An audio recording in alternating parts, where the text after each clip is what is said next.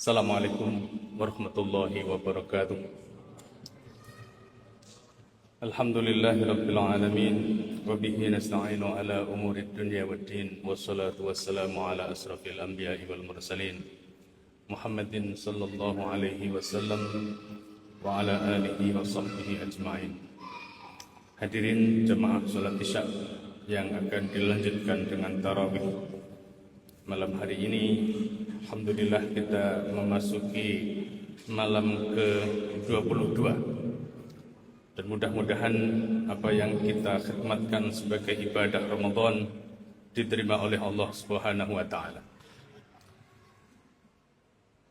Hadirin yang saya hormati, saya akan menyampaikan sedikit hal. Pertama, ada satu hasil riset ini yang cukup penting untuk tidak kita abaikan sebagai orang tua tentunya, karena riset ini menyimpulkan, jadi setelah riset ini membandingkan antara beberapa generasi orang tua, itu hasilnya adalah generasi orang tua di era sekarang, di generasi orang tua pada tahun 2000-an itu dianggap sebagai generasi orang tua yang terburuk sepanjang sejarah. Loh kok bisa?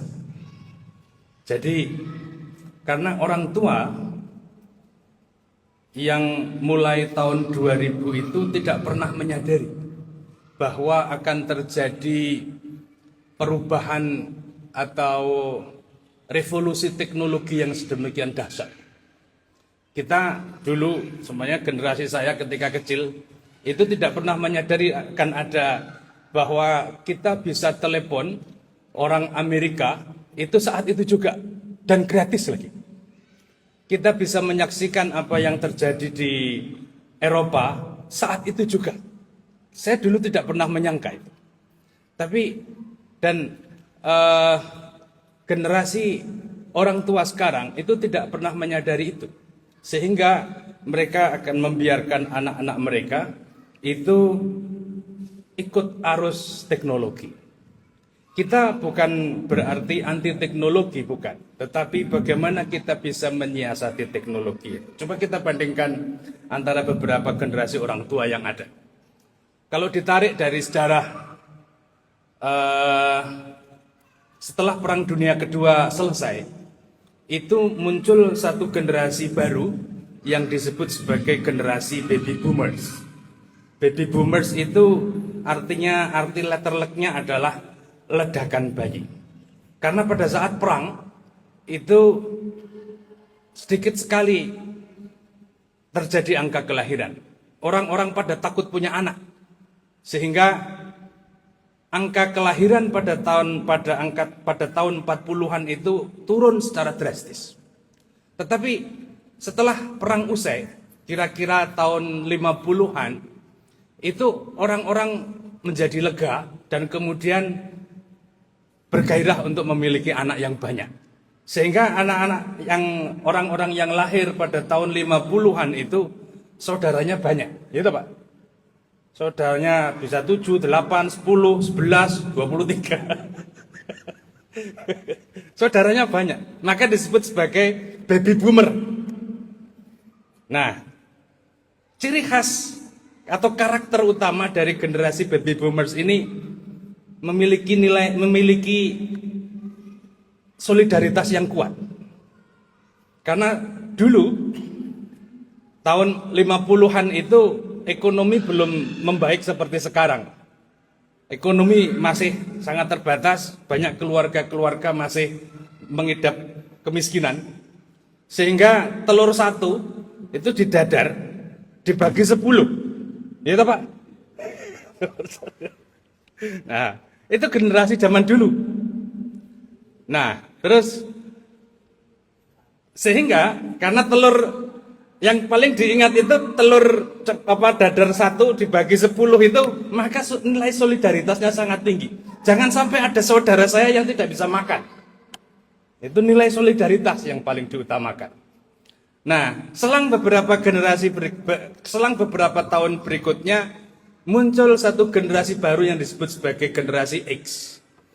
Nah, generasi X itu orang yang lahir kira-kira tahun 70-an. Nah, tahun 70-an itu memang ekonomi juga belum membaik, tapi sudah agak lebih mending. Tetapi ciri khas atau karakter utama dari generasi X ini adalah tahan banting. Karena ketika ekonomi belum membaik, tapi pendidikan sudah mulai merata, Pak. Rata-rata anak generasi X itu paling tidak lulus SMA, minim SMP. Nah, tetapi ketika mereka memasuki dunia kerja, itu susahnya bukan main. Ada yang menjadi kuli bangunan, ada yang menjadi kuli angkut, ada yang macam-macam. Tapi mereka tidak mudah menyerah, tahan banting. Sampai ada teman ini yang dia mulai kehidupannya, mulai setelah lulus SMP itu dia bekerja, Pak. Jadi kuli kayu, angkut kayu. Tapi sekarang jadi pengusaha kayu terbesar di Kalimantan. Itu sangat tahan banting dia. Mulai dari kuli kayu sampai menjadi juragan kayu. Nah, itu generasi X, tahan banting. Nah, beberapa puluh tahun kemudian muncul generasi Y, yaitu anak-anak yang lahir tahun 90-an, orang-orang yang lahir tahun 90-an sampai pergantian milenium tahun 2000-an.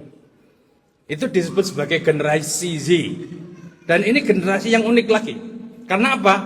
Karena ekonomi sudah agak sedikit membaik. Otomatis mereka semakin mengenyam pendidikan tinggi.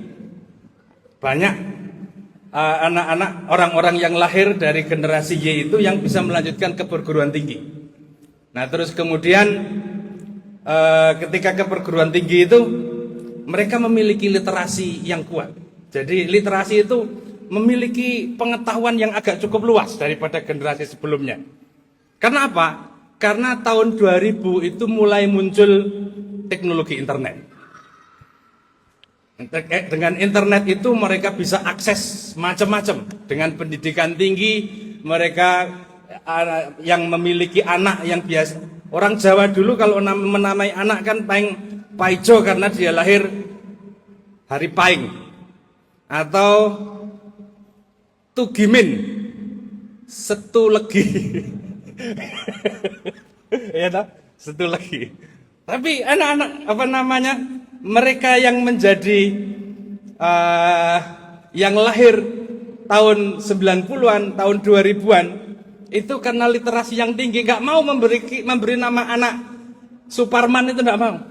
Mereka memberi nama Chicago atau Sheila. Karena literasinya cukup kuat, pengetahuannya cukup luas, didukung dengan internet.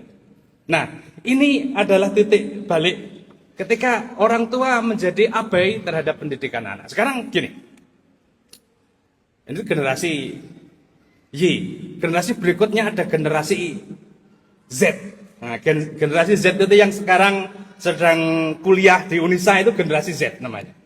Mereka yang lahir tahun 2010 itu generasi Z.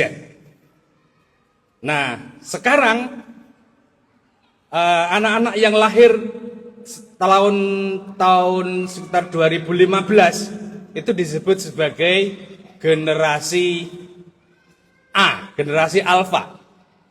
Mereka mungkin masih anak-anak yang SD, SMP, itu generasi Alpha namanya. Nah, di tahun ini itu kita akan menyambut datangnya generasi baru namanya generasi Beta. Nah, itu tahun ini, Pak. Jadi siap-siap tilik bayi. Tilik bayi. Nah, Bapak Ibu semua, saya ingin menyampaikan begini. Ada satu sebenarnya ini gangguan mental. Ada satu gangguan mental yang disebut sebagai popcorn brain. Popcorn brain itu, popcorn atau popcorn ya? Apa istilah Jawanya Pak Mas Yudi? Berontong. Berontong. Jadi popcorn brain itu otak berontong. Jadi kalau kita lihat orang membuat berontong itu kan peletuk gitu kan? Itu kan nyeneng kayak gitu. Peletuk gitu, nyeneng. Nah, artinya itu kesenangan sesaat. Nah, popcorn brain itu untuk menggambarkan kebiasaan kita, itu tidak hanya sekedar, tidak hanya anak-anak muda, tapi kita sendiri.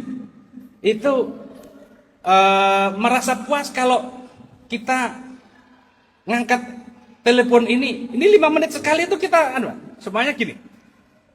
Jalan atau nyopir atau rapat atau kadang-kadang duduk di masjid itu 5 menit sekali kita itu meskipun tidak ada notifikasi apapun, 5 menit sekali dimasukkan lagi. 5 menit sekali dimasukkan lagi. Itu namanya popcorn brain. Itu sebenarnya gangguan mental. Karena apa? Kita tidak ada notifikasi apapun. Itu kita itu namanya screen time. Screen time. Jadi waktu kita untuk melihat layar itu kita menghabiskan waktu sehari itu rata-rata 5 jam, Pak. Sehari.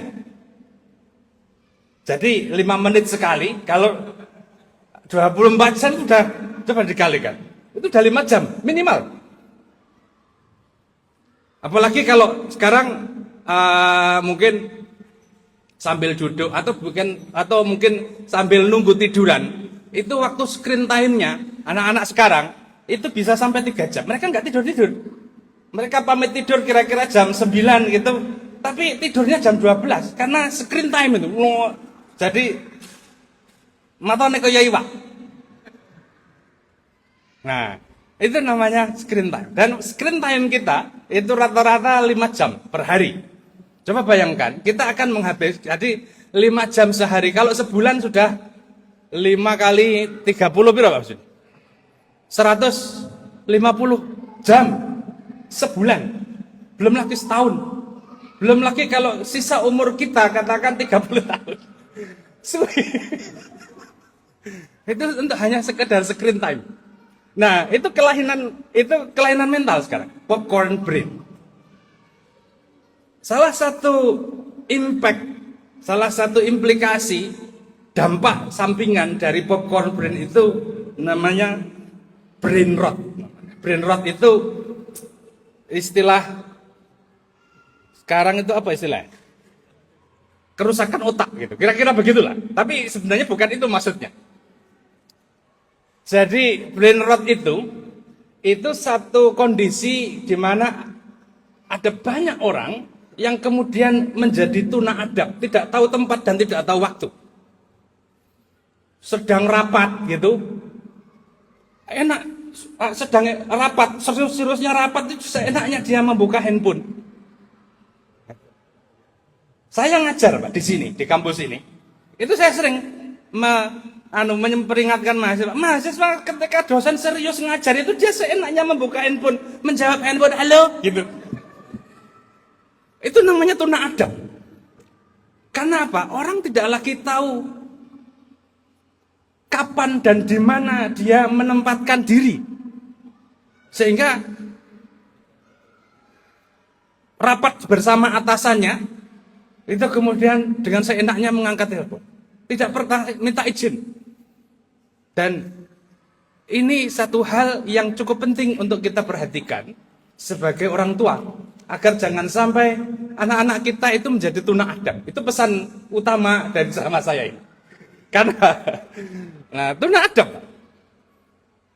Coba kita mengakulah pada diri sendiri gitu kan. Betapa sering kita ngadep Gusti Allah itu. Sempat-sempatnya buka handphone. Gitu. Nah, oleh karenanya mari kita tidak hanya mendidik anak-anak kita, mendidik diri kita sendiri untuk berdisiplin. Jangan sampai terlalu banyak screen time. Karena ini sudah warning. Screen time 5 jam itu sudah warning, Pak. 5 jam per hari, itu berarti kapan waktu kita untuk tidur? Itu sekarang dikurangi dengan screen time. Waktu kita untuk belajar dikurangi dengan screen time. Waktu kita untuk bersenang-senang dengan keluarga dikurangi dengan screen time. Dan itu sedikit banyak mengubah mindset, pola pikiran kita, gaya hidup kita itu menjadi kurang bermakna karena kita menghabiskan waktu yang 5 jam tidak ada gunanya. Itu yang ingin saya sampaikan pada kesempatan ini. Kurang lebihnya saya mohon maaf. Wabillahi taufiq wal hidayah. Assalamualaikum warahmatullahi wabarakatuh.